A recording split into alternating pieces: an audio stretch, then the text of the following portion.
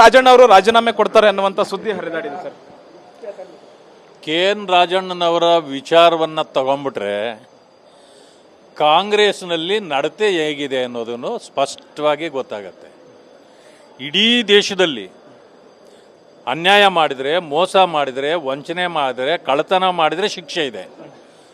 ಕಾಂಗ್ರೆಸ್ ಒಳಗಡೆ ಸತ್ಯ ಹೇಳಿದರೆ ಶಿಕ್ಷೆ ಇದೆ. ಇದು ಸ್ಪಷ್ಟ. ಅವ್ರು ಕೇಳಿದ್ದೇನೋ ಮತಗಳ್ಳತನದ ವಿಚಾರದಲ್ಲಿ. ಅರೆ ನಾವಿರುವಾಗಲೇ ಈ ರೀತಿ ಆಗಿದ್ದು ಅಂತಕ್ಕಂಥ ಮಾತನ್ನು ಅವ್ರು ಹೇಳಿದ್ದು. ಅಂದರೆ ಸತ್ಯ ಹೇಳಿದರೆ ನಿಮಗೆ ಯಾಕೆ ಉರಿ ಬಂತ? ಅಂದರೆ ಸತ್ಯ ಹೇಳಿದ ತಕ್ಷಣ ಅವ್ರನ್ನ ಮಂತ್ರಿ ರಾಜೀನಾಮೆ ಕೊಡಬೇಕು ಅಂತ ಈಗ ಒತ್ತಾಯ ನೀವು ಆಗ್ತಾ ಇದ್ದೀರಲ್ಲ. ಒಬ್ಬ ಪರಿಶಿಷ್ಟ ವರ್ಗದ ಒಬ್ಬ ಮುಖಂಡನನ್ನು ನೀವು ಯಾವ ರೀತಿ ನಡೆಸ್ಕೊಳ್ತಾ ಇದ್ದೀರಿ ಗೊತ್ತಾಗಲ್ವಾ?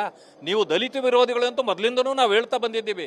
ಈಗ ರಾಜಣ್ಣ ಸೆಪ್ಟೆಂಬರ್ ಕ್ರಾಂತಿ ಹೇಳ್ತಾ ಇದ್ರು, ಸೆಪ್ಟೆಂಬರ್ನಲ್ಲಿ ಕ್ರಾಂತಿ ಆಗುತ್ತೆ ಅಂತ. ಯಾಕೋ ಆಗಸ್ಟಲ್ಲೇ ಕ್ರಾಂತಿ ಆಗೋ ಥರ ಕಾಣ್ತೈತೆ. ಈಗ ಸೆಪ್ಟೆಂಬರಲ್ಲಿ ಆಗ್ಬೇಕಂದ್ರೆ ಪ್ರಾರಂಭ ಈಗ ಆಗ್ಬೇಕಲ್ಲ. ಇದೇ ಪ್ರಾರಂಭ ರಾಜಣ್ಣನವರಿಂದನೇ ಪ್ರಾರಂಭ ಆಗ್ತಾ ಇದೆ. ಇದರಲ್ಲಿ ಏನೂ ಡೌಟ್ ಇಲ್ಲ. ಮೊದಲಿಂದಲೂ ಅವ್ರು ಹೇಳ್ತಿದ್ರು. ಈಗ ಇಬ್ರಾಹಿಂ ಹೇಳಿದ್ರಲ್ಲ, ಮತಗಳ್ಳತನ ಎಲ್ಲಿಂದ ಪ್ರಾರಂಭ ಆಗಿದೆ? ಮುಖ್ಯಮಂತ್ರಿಗಳಿಗೆ ಕಳ್ಳತನ ಮಾಡಿ ನಾವು ಗೆಲ್ಸಿದ್ದು ಅಂತ ಹೇಳಿಲ್ವಾ?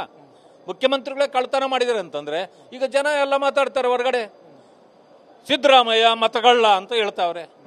ಈಗ ನೀವು ಯಾವುದೋ ಡೆವಲಪ್ಮೆಂಟ್ ಆಗಲಿಲ್ಲ, ಬೇರೆ ಏನೂ ಕೆಲಸ ಆಗಲಿಲ್ಲ ಅನ್ನೋ ಕಾರಣಕ್ಕೆ ದೆಹಲಿಯಿಂದ ಕರೆಸಿ ಅವ್ರನ್ನ ನೀವು ಹೇಳ್ತೀರಿ. ಆದರೆ ನೀವೇ ಹೇಳ್ಬೋದಾಗಿತ್ತಲ್ಲ ಇಂತಿಂಥ ಕಡೆಗೆ. ಅದು ಯಾವ ಕ್ಷೇತ್ರನ ಆಯ್ಕೆ ಮಾಡ್ಕೊಂಡಿದ್ದು? ನಿಂಬಾವಳಿಯವರ ಕ್ಷೇತ್ರ. ಅದು ಯಾರ್ದು? ಅದು ರಿಸರ್ವೇ. ಅಂದರೆ you are targeting the SC STs ಅನ್ನೋದು ಇಲ್ಲಿ ಸ್ಪಷ್ಟವಾಗಿ ಗೊತ್ತಾಗ್ತಾ ಇದೆ.